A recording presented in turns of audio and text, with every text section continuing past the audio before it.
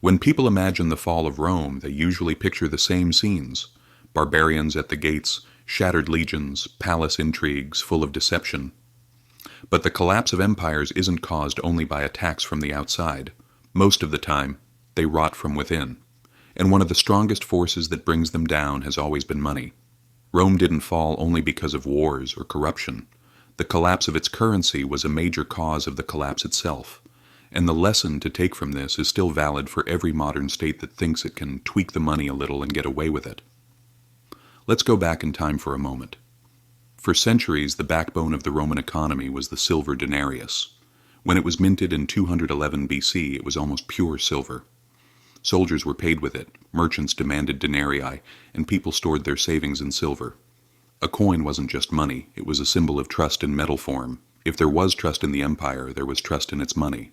But running an empire isn't easy, it's expensive.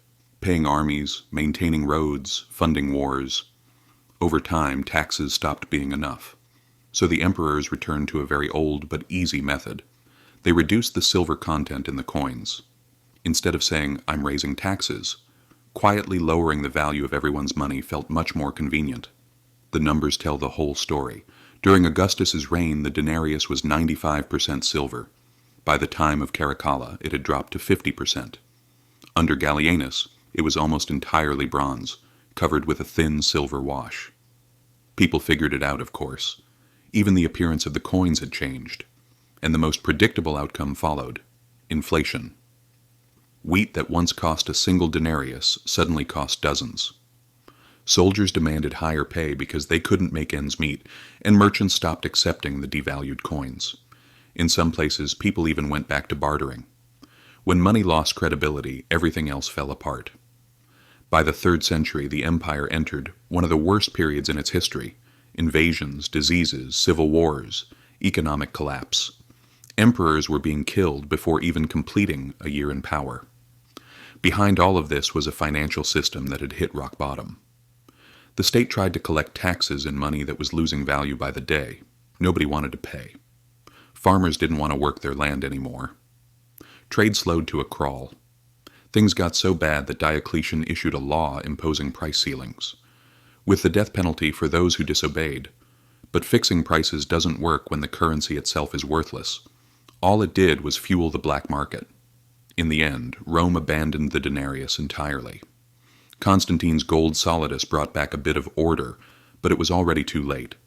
The Western Roman Empire had taken a fatal blow. So what can we learn from all of this?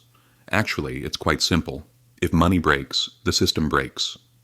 Rome learned this lesson the hard way.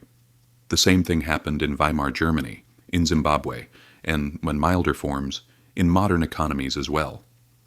Quietly eroding the value of money is one of the oldest tricks in history, but the bill always ends up in the hands of the people. Real wealth isn't in paper, it's in real assets that have actual value.